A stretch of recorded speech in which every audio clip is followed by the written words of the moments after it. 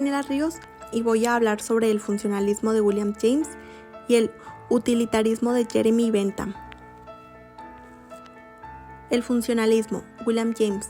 El funcionalismo es la segunda gran escuela psicológica de William James. William James nació el 11 de enero de 1842 en Nueva York, Estados Unidos. William James era médico y filósofo. En el tema de la filosofía, James se guiaba por la filosofía pragmática. Tenía un pensamiento de que todas las cosas en esta vida deben servir para algo, refiriéndose a que cualquier cosa que hagamos o pensemos tendrá un propósito y servirá para algo. Fundó el primer laboratorio psicológico en Estados Unidos y presidió la Asociación Americana de Psicología. James nos habla sobre los átomos de la experiencia del estructuralismo, refiriendo a que las sensaciones puras, sin asociaciones, no existían en lo que es la experiencia de la vida real y que nadie ha tenido una sensación simple por sí misma. Nuestra mente siempre tiene con sí misma asociaciones. Revisa la experiencia, se activa, se detiene, avanza y retrocede en el tiempo. James sostiene que las percepciones, emociones e imágenes no pueden separarse. La conciencia fluye en una corriente continua. Principios de Psicología, publicada en 1890, revolucionó las teorías psicológicas de la época.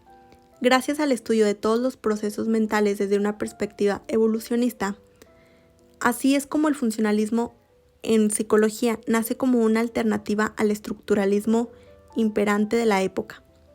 Las dos ideas principales en cuanto al funcionalismo en la psicología son la adaptación, herencia de la teoría evolutiva, y el estudio de los hábitos como elementos fundamentales para comprender el comportamiento humano. Dicho esto, se dice que el objeto de estudio del funcionalismo es el funcionamiento de la conciencia, facultades mentales, y sus temas principales son los hábitos y las emociones.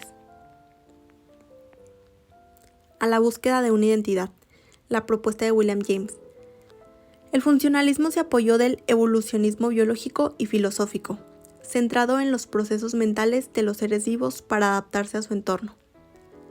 Todas las escuelas americanas fueron funcionalistas excepto Cornell, donde se encontraba Titchener, quien era estructuralista. La psicología de James era más personal que colectiva y más práctico que teórico, a diferencia de Titchener. Planteamiento del problema psicológico. Trató a la psicología como ciencia natural, es decir, una ciencia biológica.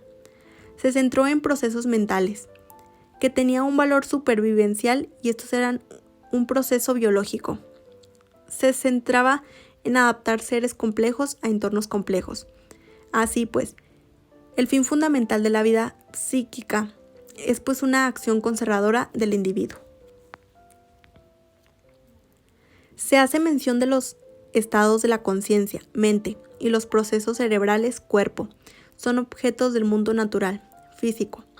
El criterio básico de su psicología era la utilidad, siendo algo pragmático debido a que se centraba en resultados, asimilando la utilidad con la verdad y utiliza las ideas en función a consecuencias prácticas para la aplicación de los conocimientos psicológicos al desarrollo de tecnologías psicológicas.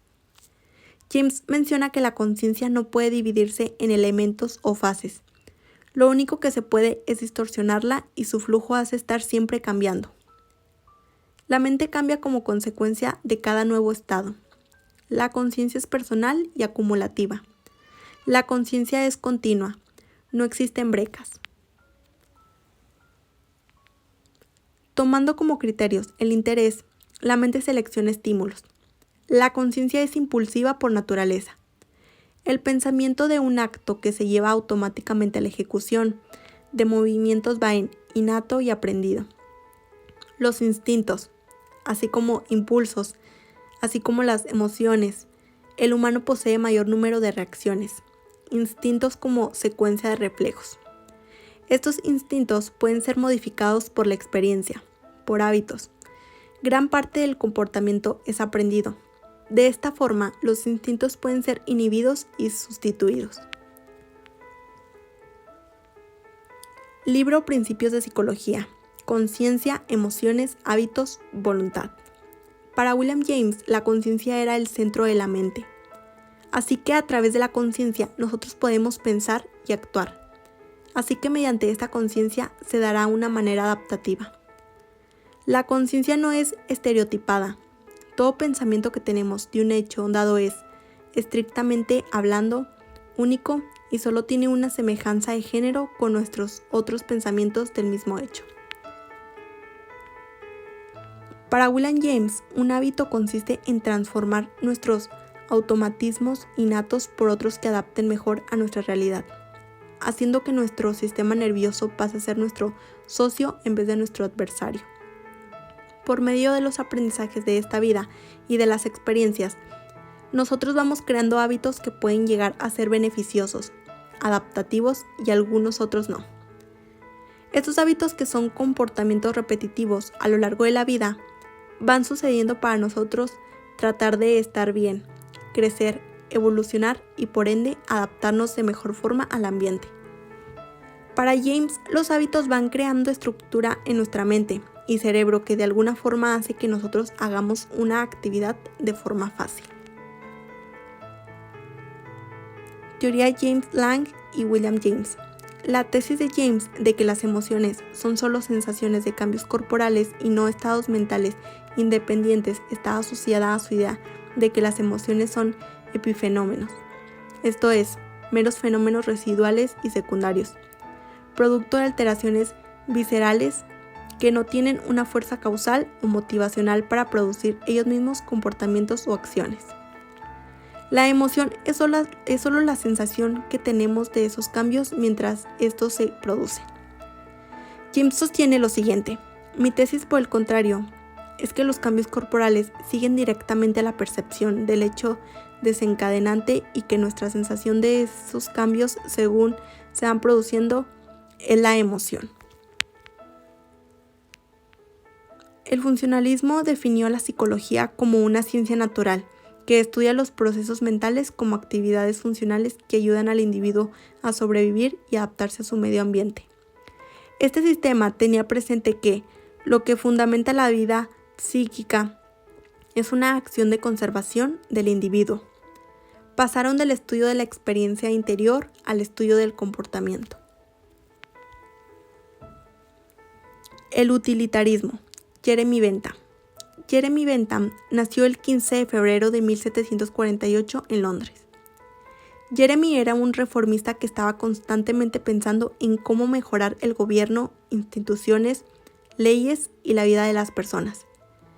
Es conocido el día de hoy como el padre de la filosofía utilitarista, una filosofía que propone una postura ética que da mucha atención a las acciones de un gobierno, con el propósito de alcanzar el mayor nivel de felicidad posible.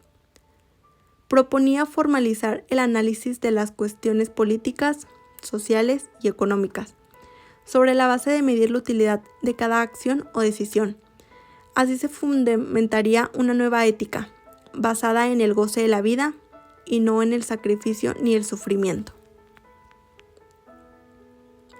El objetivo último de lograr la mayor felicidad para el mayor número le acercó a corrientes políticas progresistas y democráticas. La República surgida de la Revolución Francesa le honró con el título de Ciudadano Honorario, 1792. Si bien Bentham discrepaba profundamente del racionalismo de Rousseau y consideraba absurdo el planteamiento naturalista y subyacente de la Declaración de Derechos del Hombre y del Ciudadano de 1789. Desde 1814 convirtió su casa en centro de intercambio intelectual y foco de un activo movimiento utilitarista. Entre sus amigos y seguidores más cercanos se encontraba James Mill, el cual quiso hacer de su hijo John Stuart Mill el heredero de Bentham al frente del movimiento. El utilitarismo ejerció su influencia sobre toda una generación de políticos británicos, representada por Robert Peel. Bentham fundó el University College de Londres. Los principios de la moral y de la legislación. Esta obra fundamental de Jeremy Bentham se abre con una sencilla afirmación: la naturaleza ha puesto al género humano bajo el dominio de dos dueños soberanos, el dolor y el placer. Y a ellos solo corresponde indicarnos lo que debemos o no debemos hacer. Jeremy construyó su teoría sobre la premisa de que todo acto humano, norma o institución deben ser juzgados según la utilidad que tienen. Esto es según el placer o el sufrimiento que producen en las personas. Propugnó las libertades individuales y económicas, la igualdad de derechos para las mujeres, el derecho al divorcio y a la despenalización de los actos homosexuales, la abolición de la esclavitud, la pena capital y el castigo físico, los derechos de los animales. La ética utilitarista fue explicitada hasta finales del siglo XVIII en Inglaterra por Jeremy Bentham, 1748-1832, y continuada por John Stuart, 1806-1873, ya que ambos identificaron lo bueno con el placer y así la razón por la que se les consideró como hedonistas. Afirmaron que se debe llevar el bien hasta su máxima expresión. Características del utilitarismo. Identificar la felicidad con el placer. Considerar la conducta correcta del ser humano basada en la naturaleza del placer y evitar el sufrimiento. Proponer la felicidad como el valor más importante a nivel individual. Juzgar al humano como un ser que puede realizar y expandir sus capacidades. Reconocer que la mayor felicidad de la sociedad en la que manifiesta. Jeremy dice que la naturaleza está gobernada por el placer y el dolor, de modo que busca el placer y trata de obviar el dolor. Defendió el principio de la mayor felicidad tanto en las acciones privadas como públicas. Una acción se considera como correcta sin tener en cuenta su naturaleza intrínseca si produce provecho o utilidad con respecto al fin de la máxima felicidad posible. Para evitar la contradicción que pueda aparecer entre la búsqueda del placer individual y el social, Bentham sostuvo que la felicidad de la persona es determinante. No obstante, la de otros rige solo en la medida en que el individuo esté motivado por la benevolencia, el interés o la buena voluntad de los otros o por su simpatía. Principio de utilidad. Para Bentham, el principio de utilidad es una especie de estándar de la acción correcta, por parte de la persona como de los gobiernos. Dicho esto, sostiene que las acciones se aprueban cuando promueven la felicidad o el placer, y se desaprueban cuando proponen al dolor o a la infelicidad. El principio de utilidad permite la aprobación o no de una acción basándose en la cantidad de dolor o placer producido de las consecuencias que produce dicha acción. La cuantificación o medición del dolor.